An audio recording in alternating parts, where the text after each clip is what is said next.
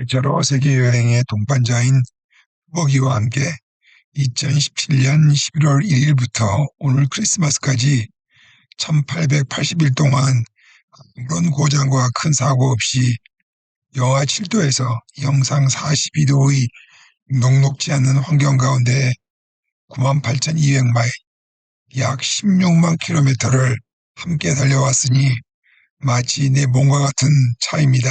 10만 마일 안전 운행을 기념하여 그동안 긁히고 다친 상처들을 치료해 주기 위해 페루의 수도 리마의 한 바디샵에서 몸 난장을 하고 있던 지난 12월 7일 리마에서는 큰 사건이 발생하였습니다. 바디샵 주인의 구글 번역기로 지금 페루가 다시 큰 혼동에 빠졌다고 애써 설명해 주었습니다. 버기와 우리는 12월 12일 나스카를 거쳐서 안데스의 깊은 산골에 있는 잉카의 본산지 쿠스코로 먼 길을 향해 출발하였습니다. 나는 리마 중심부가 한동안 시끄럽겠지 했는데 쿠스코를 향하는 길의 작은 도시이건 작은 마을이건 할 것 없이 이 나라에 뭔가 심상치 않는 일이 벌어지고 있구나 하며 사태의 심각성을 눈으로 직접 보게 되었습니다. 계속 마추픽추로 가야 하나? 아니면 여기서 포기해야 하나? 복잡한 생각 가운데 쿠스코에 도착할 쯤이면 사태가 좀 진정되었겠지 하는 바람을 가지고 리마를 떠나 10일 만에 쿠스코 지역을 들어가게 되었습니다. 마추픽추에서 약 150km 떨어져 있는 올란타이탐보는 마추픽추의 전진 캠프와도 같은 도시입니다. 올란타이탐보 가기 전 20km 떨어진 곳에 우르밤바라는 소도시가 있는데 이 도시는 마추픽추로 가는 길들을 연결하는 교통의 요충지입니다. 12월 18일 오후 늦은 시간 우르밤바에 도착하였습니다. 이곳에서 마추픽추로 가는 기차 시간도 알아보고 또 마추픽추 현장 상황이 궁금해서입니다. 기차역은 모든 예약이 취소되었고 닫힌 철문이 통행을 막고 있는 상태였습니다. 나는 영어를 하는 직원이 있을 법한 인근 호텔을 찾아 현재의 상황을 물어보았습니다. 한숨 섞인 직원의 답변은 가급적 이곳을 떠나는 것이 좋을 듯하다. 오늘도 마추픽추로 가는 길에 다리가 막혔는데 오후에 잠시 열렸고 내일의 상황은 경찰도 모른다는 것이다. 통상 크리스마스 기간에는 이 작은 도시에 주차할 곳이 없을 정도로 관광객이 붐비는데 한번 길거리 풍경을 보라는 것입니다. 오후 5시가 넘으니 깊은 산골은 더욱 빨리 어두워졌죠. 나는 그래도 이 먼 곳까지 왔는데 코앞에 있는 올란타이탐보에 가서 마추픽추 상황을 직접 알아보기로 하고 운전대를 돌렸습니다. 멀찌감치 일단의 사람들이 어스름이 보였습니다.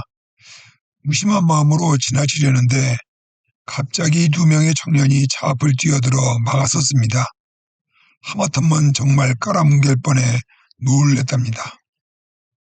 옆 차선으로 지나는 몇 대의 페루 차량들은 나와 청년들 간의 시비를 물끄러미 보고 지나칩니다. 뒤에 있는 차는 그냥 깜빡이만 켜고 멀리서 보고만 있더군요.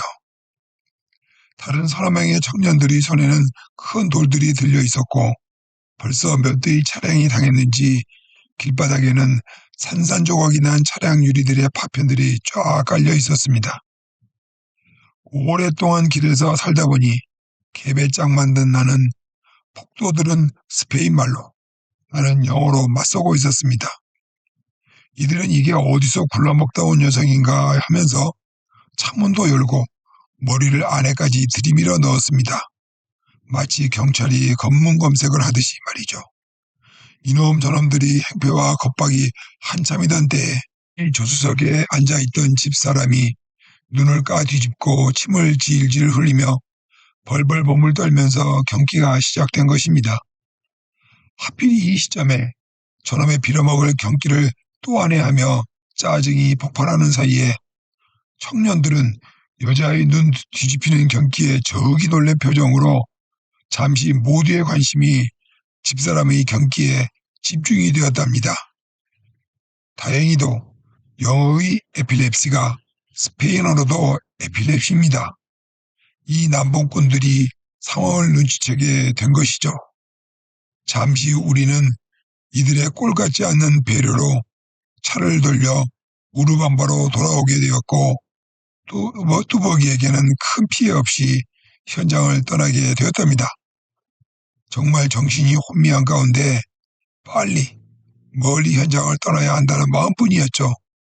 밤길에 구스코까지 내려와 경찰서 앞마당에서 내일 동트면 도망칠 루트를 GPS에 입력하며 쪽잠을 자게 되었습니다.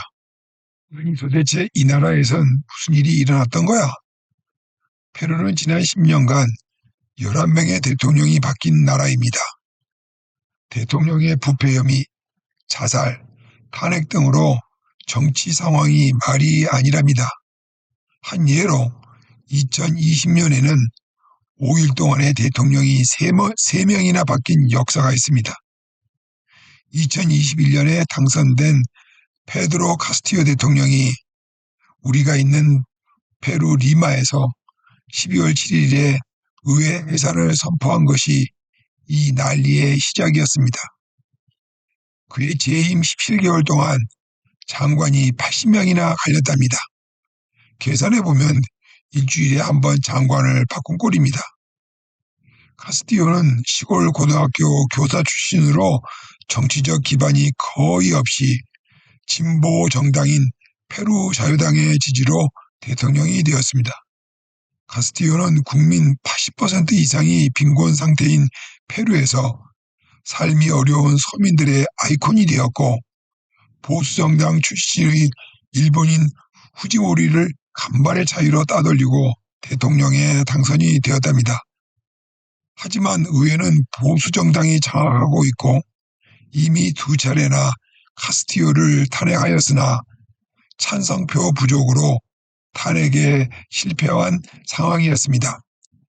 지난 12월 7일 2시에 다시 세 번째 의회에서 탄핵 투표가 예정된 가운데 궁지에 몰린 카스티오는 그날 11시에 의회 해산을 선포하게 된 것입니다.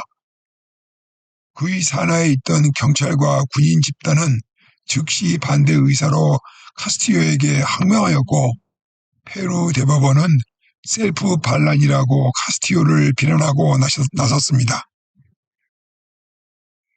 탄핵 반대 의원들까지 급속히 탄핵 쪽으로 기울어졌고 3시간 후 오후 2시에 탄핵이 의회에서 통과되었습니다. 동시에 다음 대통령으로 카스티오가 지명했던 디나라고 하는 여자 부통령이 황급히 새 대통령으로 추대되었지만 혼란은 지속되고 있습니다. 카스티오는 멕시코 대사관으로 피신하는 도중에 자신의 보디가드의 배신으로 검찰에 넘겨지게 되고 지금은 반란과 부패 혐의로 18개월간의 구금 처분을 받은 가운데 어디에서 분을 삭히고 있을 것입니다.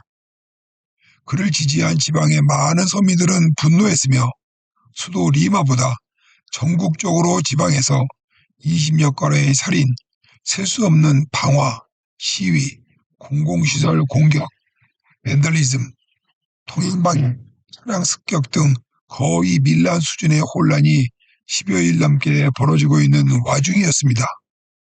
나는 뭣도 모르고 방심하며 들어간 혼돈의 계곡 쿠스코 지방을 불이 나게 떠나 이제 다시 새로운 기대를 가지고 칠레 국경 코앞에서 다음 여정을 준비하고 있습니다. 남은 머릿속의 이미지들은 끝없는 황량한 불모지, 밤낮 없이 불어대는 흙먼지바람, 인간이 있는 곳에 어디에나 넘치게 버려진 쓰레기들, 진흙으로 지은 상간집들, 붉은 벽돌과 먼지로 뒤덮인 마을들의 초라한 건물 외관, 달달거리며 달려야 하는 돌길들, 서민들의 애환이 묻어나는 모토 택시들, 어디에도 제대로 된 안내판 하나 없는 관광지, 공공인터넷은 하나도 없는 나라, 그리고 과도한 세금과 빈부격차, 심각한 인플레이션, 땅이 너무 넓어 소외된 지역이 너무 많은 곳, 나를 눈물 나게 하는 힘없는 잉카의 후예들, 부패한 정치, 부실한 인프라, 찢어진 서민들의 삶, 이들의 좌절과 분노를 이곳 잉카의 발상지 쿠스코를 돌아보니 어디를 봐도 마음 아픈 현장들 뿐입니다.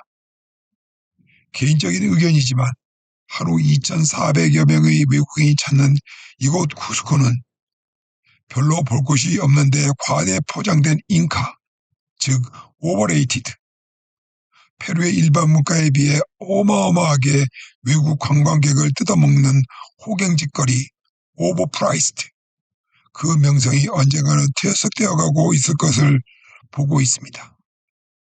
49번째 방문국인 페루의 종합적인 관광지수는 개인적인 평가로 별 하나 정도이며 이 나라의 앞날은 오늘 내일 쉽게 개선될 것 같지 않은 씁쓸한 마음으로 페루를 떠나게 되었습니다. 다음 영상에서 뵙겠습니다.